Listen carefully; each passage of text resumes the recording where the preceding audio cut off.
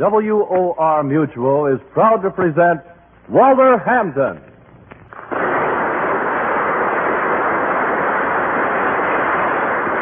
Walter Hampden, a great and versatile actor, has in his time played many parts, but none quite like Leonidas Witherall, the hero of the adventures which we'll broadcast every Sunday evening. We'll meet Leonidas in action, and plenty of it in a moment. At this moment, we invite you to meet Walter Hampden.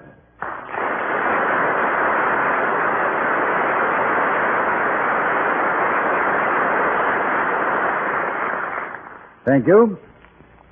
Perhaps you know Leonidas Witherall through the entertaining mystery stories by Miss Alice Tilton. I like the man. I expect to have a good time acting him, and I hope you'll have a good time hearing his adventures. One of the intriguing things about Leonidas is his beard. Because of it, he bears a resemblance to William Shakespeare, so that strangers often ask Leonidas if they haven't met him in the public library. Others address him point blank as Bill Shakespeare, or just plain Bill. Then, too, there is Leonidas' double life. He's the owner of Meredith, an exemplary school for boys in a pleasant New England town. And privately, confidentially, he's the author of the Lieutenant Hazeltine stories.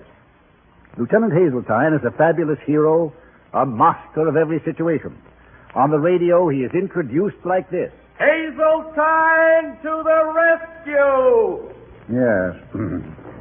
Now, Leonidas in his own life is always tumbling into strange and unexpected situations.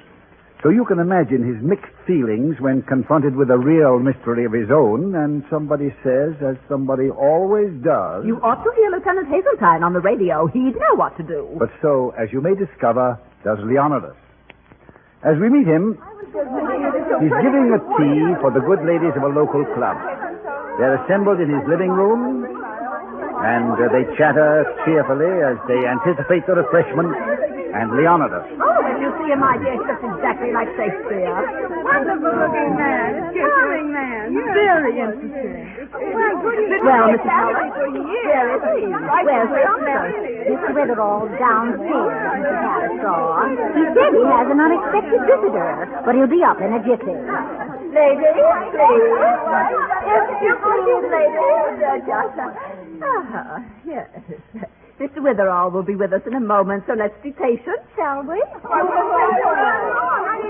here he is now. He does look like Mr. Shakespeare, doesn't he? What a beautiful beard. Oh, well, Leonidas, it's about time.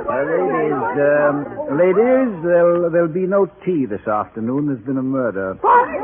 Leonidas, if this is some distasteful little joke. Oh, no, I'm quite serious, Maud. There has been a murder. No fault of my own, you understand. It was completely unanticipated. Oh, my goodness. Mrs. Mullet, will you help the ladies with their things and show them to the door? All right. Well, I never. Murder. Come on, Leonidas, walk downstairs with me. Now tell me everything that's happened. Who's been murdered? Maud, why don't you just find your things? Oh, my cape's downstairs in the hall closet. In the hall closet? Are you sure? Of course I am. Why?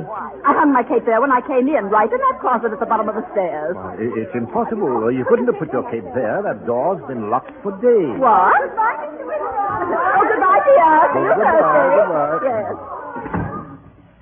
Did you get your things, Mrs. Harrishaw? No. He says this closet's locked. Locked? Yes. He says it's been locked for days. Did you ever hear of such a thing? You can try the door if you want to. Why, I certainly will.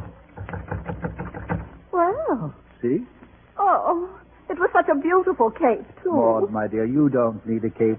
It would be gilding the lily. Oh. As the gentleman I'm supposed to resemble has said, to gild refined gold, to paint the lily, to throw a perfume on the violet, to smooth the ice, and more to that effect. Oh, how sweet. Yes.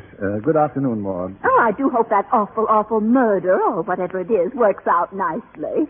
Of course, if there was someone around like Lieutenant Hazeltine. Did you ever hear him on the radio? Lieutenant Hazeltine? Oh, yes. I've heard him, much to my own pleasure and profit. Well, if you don't know what to do about this murder business, just imagine what Lieutenant Hazeltine would do. He's never wrong, you know. Positively infallible. Have you read the books about him, too? Oh, yes.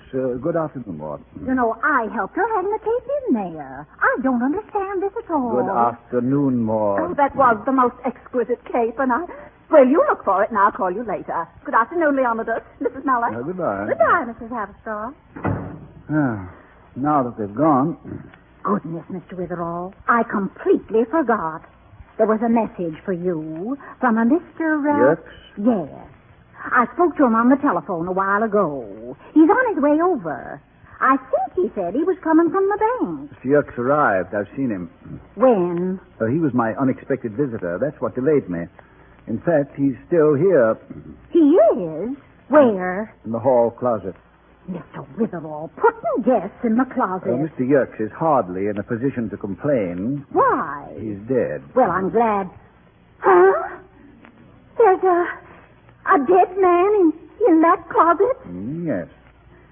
He rang my bell a while ago. I opened the door, and Mr. Yerkes staggered in. He was shot in the head, probably while standing on my doorstep. I didn't hear no shot. I thought it was a blowout, too.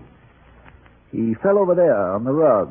Oh, I realized he wasn't exactly a pleasant decoration to have at the door when the ladies left, so I put him in the closet, temporarily, of course. you aren't supposed to touch a corpse, ever. Lieutenant Hazeltine never does that. Now, that's another point, Mrs. Smollett. You almost slipped up when Mrs. Haverstraw was here. I must impress upon you again the fact that I write the Hazeltine books is our precious secret. So let's be more careful, eh? Are you going to open the closet door now? Certainly, a cadaver doesn't belong in a closet, does it? Who shot him? I don't know. Well, I haven't any idea what this is all about. The last time I spoke to Mr. Yerkes, he called me from his bank. Said he wanted to come over to speak with me as soon as he could. Something urgent, he said. The next thing I knew, my doorbell rang, and there he was. good gracious. Evidently, when he spoke to you, he wanted to confirm the appointment. Oh, would you pick up that phone and call the police? Well, it's about time. Keeping a dead man in a closet. Why, it's sacrilegious. Oh, you going to open that door? Not just yet. Would you please call the... I'll answer it. Oh. Hello? Hello. Is that you, Witherall? Yes? This is Chris. I'm at the library. Mm-hmm. I can't explain over the phone, but this is terribly important. Oh, what's And wrong? look at my I need carpet. $500. $500? $500? I need it tonight. I've got to have it. What is it? Could you help me out? What's the trouble? Just a second, Cripps. It's Professor Cripps at the school library, Mrs. Mullet. Oh, I know him. I look after his room every second Thursday. A very nice gentleman. Oh, then perhaps you could spare him $500 from underneath an old mattress, possibly. Me? Cripps? Yes? Pardon the interruption. I think I can dig it up for you. In cash? You see, the banks Not are for closed, me. and I need the cash immediately. That's all right. I can get it for you. Would you bring it here to the library as soon as you can? This is terribly important. And if... Yes, I'll be over. I think I understand. By the way, that book you borrowed, Hearts Ablaze, it's way overdue. Would you bring it with you? Hearts Ablaze? I never borrowed a book called... Hello. Hello. He hung up. That's odd. He doesn't usually make mistakes like that. Now, shall I call the police? Oh, yes, of course. I wonder what sort of trouble Cripps could be in. Did he ever ask you for money before? No, never. You know him, Mrs. Mullet. He leads a very quiet life. He's been going along smoothly for years, ever since he came to Meredith, back in 1927, I think it was. He came to us right after he was graduated from Heidelberg. Mm-hmm.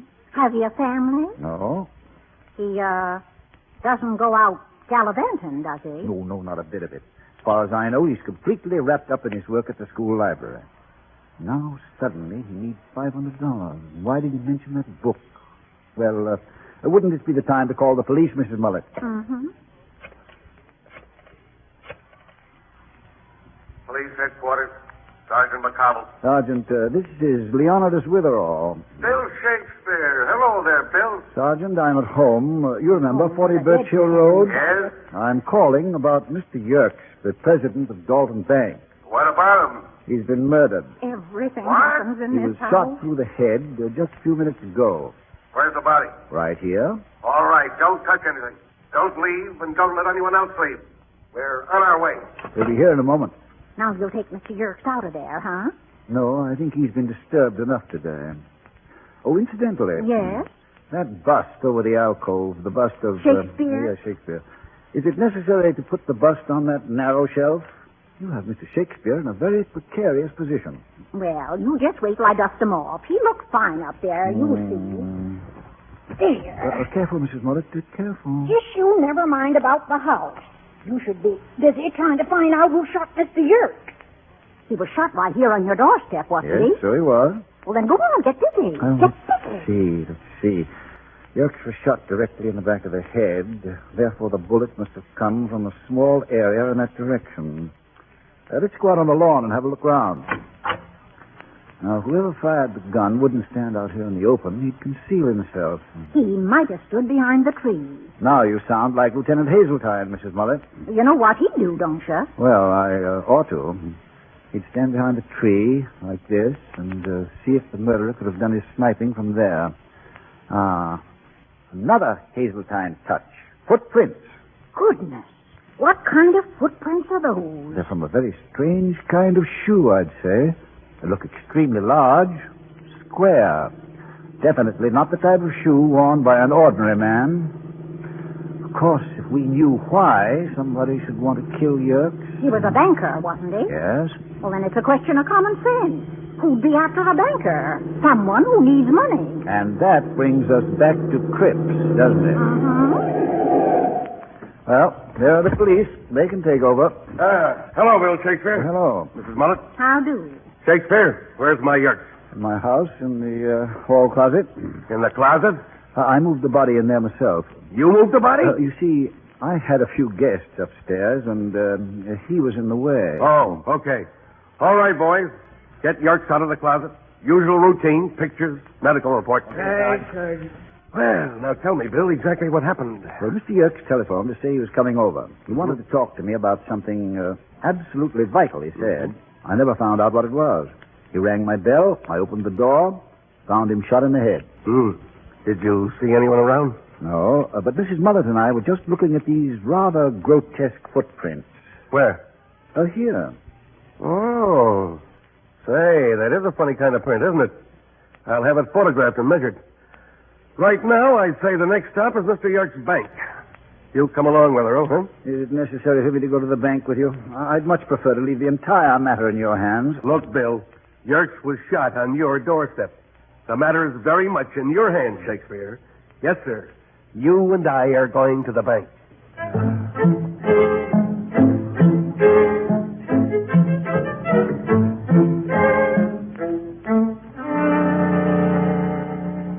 You're Mr. Yerkes' secretary? Yes, I am. Helen is Mrs. Mullet's daughter. Did you know that, Sergeant? She is? And she's been Mr. Yerkes' secretary here in the bank quite some time, haven't you, Helen? Yes, for about 3 years. What kind of a fellow was he? Friendly? Oh, yes. He was always very nice to me. He even tried to help me get into the Dalton Summer Theater. Helen's ambition is the stage. Oh. She hopes to become an actress. Yes. Now, Helen, what we want to know is, do you remember anything about Mr. Yerkes, anything that took place recently? Anything that might be a clue as to why someone should want to kill him? Well, there was Mr. Cripps. He was here this afternoon. Aha, him again. Go on. Well, I was typing outside of Mr. Yerkes' office. Mr. Cripps wanted to borrow $500. I gathered that much. He said, "So, you're going to turn me down?" And Mr. Yerkes seemed very upset. He said, "Get out of here. I won't be responsible for what happens to you, Cripps. Besides, I don't believe your story at all." Very good impersonation, Helen. But what was the story he didn't believe? I don't know. Where you going, Bill? Well, if you'll excuse me, Sergeant, I'm going to the library. To see Cripps? That's right. What for? I want to return a book. You haven't any book with you? That's just the point. I'm going to return a book I never borrowed. What's that? See you later, Sergeant.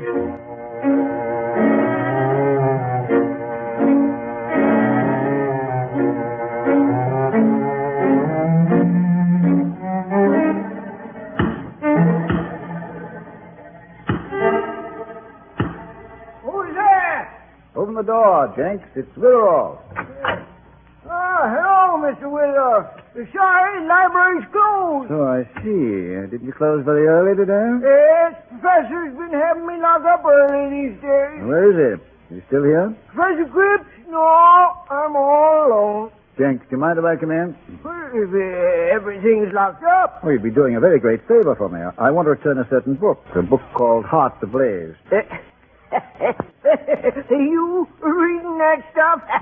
I realize it's against the rules to allow anyone inside, but it won't take a moment, and it's so important. All right, sir, but you will have to find your way in the dark. I don't dare turn on the lights. It means my job. I have a flashlight, though. It might help. Good. Here. How's that? Excellent, thank you. There's a card catalog, see it? Yeah? Let's see. H-E-A. You aren't going to go downstairs, are you? I'm going wherever the card says I'll find the book. Why? Well, tell the truth, it's mighty spooky down there. For the last few days, I've been hearing lots of noises. You believe in ghosts? Oh, now, Jake, stop trouble. Yeah, I had an uncle once. He didn't believe in ghosts. One night, he went to a house on Greystone Cliffs. Then, quick as a wink, he ends up in the morgue. Too bad, too bad. Couldn't you wait till tomorrow when everybody's here? Well, I'll go alone. How's that? Well, I wish you wouldn't go at all. It's for your own good. I could swear I've been hearing creatures from the other world. Do you hear that? What? Listen. There are noises in every building, Jenks. It's because the beams become warped and... here we are. Hearts Ablaze. Room 3, stack 7. Good. I'm going downstairs. I wish you wouldn't. Oh, will you be all right without your flashlight to expose the spooks? Oh, don't joke about a subject like that. I had a cousin once. He was always joking about graves and coffins, and you know where he ended up? In the morgue, quick as a wink. How'd you guess? Room 3, stack 7. That's this way. I'll be back soon. No, wait. If you're not afraid, I'll go along too and hold the flashlight steady for you. Come along then. Let's hurry. Can you see all right? Yes, go ahead. Room 3's down this stairway. Be careful. Straight ahead through that door. I'll open it. Stack 7's to the left. Did you hear anything? This time I did, yes. Sounds like somebody's in this room. I'll flash the light around and see if... Hold it. Look on the floor. It's Professor Cripps. So it is, Jenks. The late professor. He's dead, isn't he? Let me see. Yep. Shot through the back of the head. Same story as yours. Let's get out of here. Jenks! Where are you? Can't see. What's happened? Don't move. Who are you? This is a 45 in your back. Don't move, I said. What is your name? Leonidas Witherall. I thought so. Fine. And you? Lieutenant Max von Orden of the Army of the Greater Reich. You're rather far from where you belong, aren't you? I will get back. Oh, of course, yeah. What do you mean? Well, I won't ask you how you got here or why. I doubt if your answer would be reliable information. You may doubt. You were going to bring my uncle $500. You have it with you? Your uncle, Cripps, was your uncle? Yes. That's right. He did mention that part of his family was still in Germany. He was helping you with your escape, eh? I fooled him completely. I told him that I was a member of the anti-Nazi underground. I told him that the Germans were pursuing me to all the corners of the earth. That I was safe nowhere, that I needed money. So he tried Mr. Yerkes. Yerkes didn't believe the story and turned him down. Yes. Then Yerkes went running to your house, like an idiot. I knew there might be trouble, so... You followed Yerkes, hid behind a tree, and shot him as he entered my place. Did I? Your shoes give you away. My shoes? Never mind. Why did you shoot your uncle? My uncle suddenly realized the truth. So you... Where's the money? I didn't bring it with me. Then you and I are going to your house, and you will give it to me there. After which? I shall kill you, too. Pleasant prospect. I must. I must leave no one who knows about me. Of course, yeah. Come on. You'll walk upstairs and out of this library. We'll go together down the street to your house. And you will be perfectly quiet. Remember, my 45 is in my pocket. You will give no signs, no signal. Start walking, Mr. Witherall.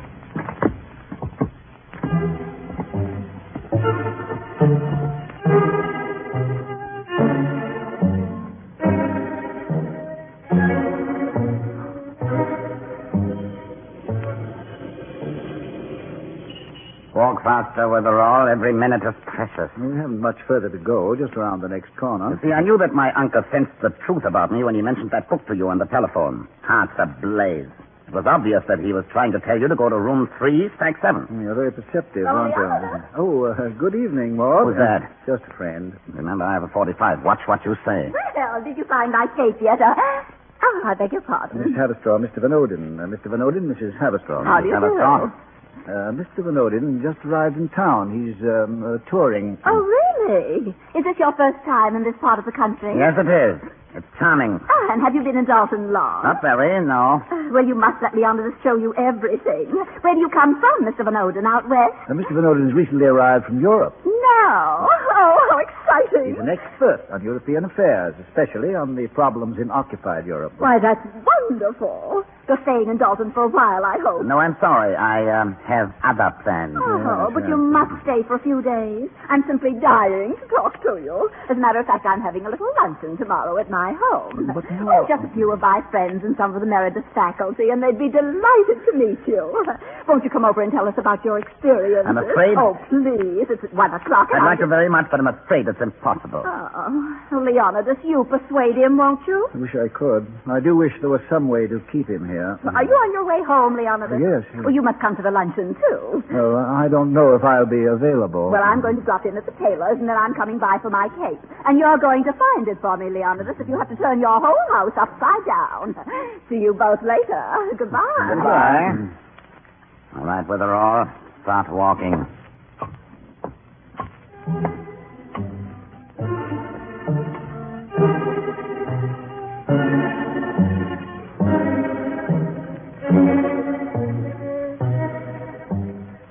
I saw your housekeeper at the window the last time I was here.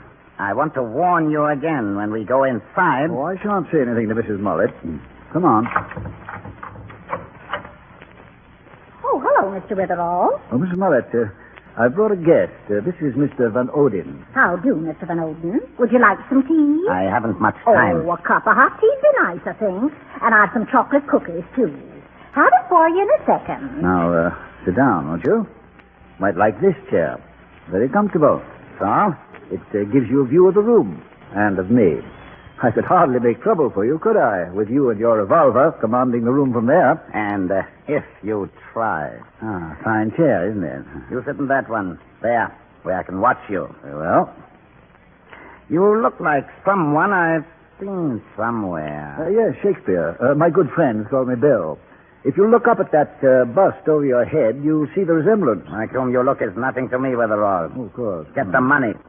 Yes, you can get up from that chair for that. Get the money. Why are you staring at me? You know, you're the first genuine Nazi I've ever seen. What of it?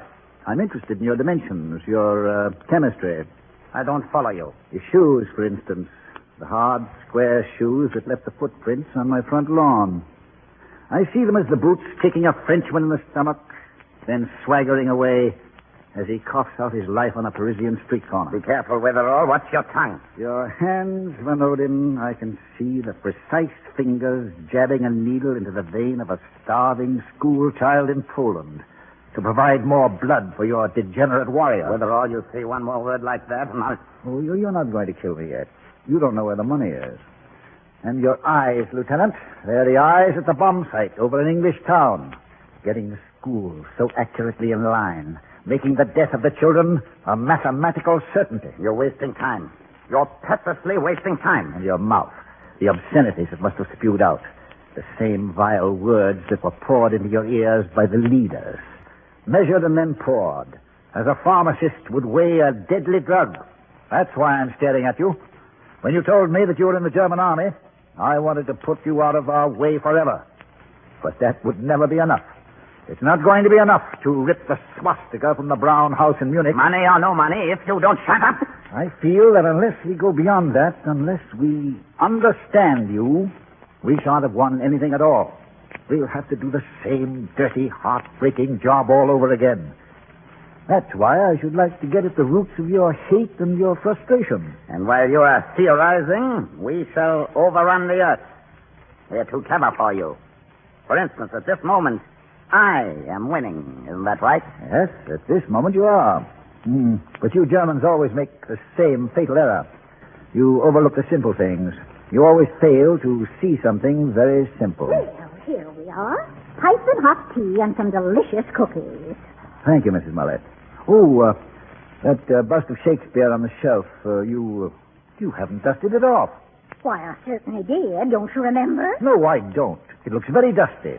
Would you please? Oh, all right, if you say so. But I know I did it. Well, do it again. You're just being an old fuss budget. I'll dust this so... Oh, my, I am sorry. I must have dusted too hard. Wasn't my fault, really. I guess I knocked your friend cold. That's exactly what I hoped you would do.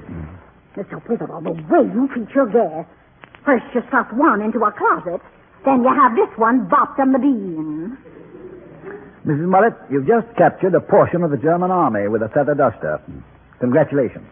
And may I present you with his revolver? I don't know what you're talking about. And I don't want that thing. I'll open the door. Oh, hello, Maud. Well, Leonidas, did you find my tape? I did. It's on a chair in the living room. I'll get it. Well, it's about time, and I just bet it was in that closet, too, all the time. Oh, dear. Isn't that nice Mr. Van Oden on the floor? Yes. Well, what's he doing there? Oh, Leonidas, after all, if there's a robbery or something in this house, and now that charming man sprawled on the floor. What is this all about? Maud, as the gentleman I'm supposed to resemble has written, I could a tale unfold whose lightest word would harrow up thy soul, freeze thy young blood, make thy two eyes like stars start from their spheres, thy knotted and combined locks to part, and each particular hair to stand on end like quills upon the fretful porcupine. He's been acting strangely all day. Suppose, Maud, we just say that Mr. Van Oden, being guilty of 2 murders, will not be at your luncheon tomorrow. 2 murders? Oh, gracious. This is just like one of those Lieutenant Hazeltine affairs. How'd you ever catch him? He made a fatal error. He didn't notice something. Something very simple. Mrs. Mullet, would you call Sergeant McCobble? I certainly will. Maud? Have some tea?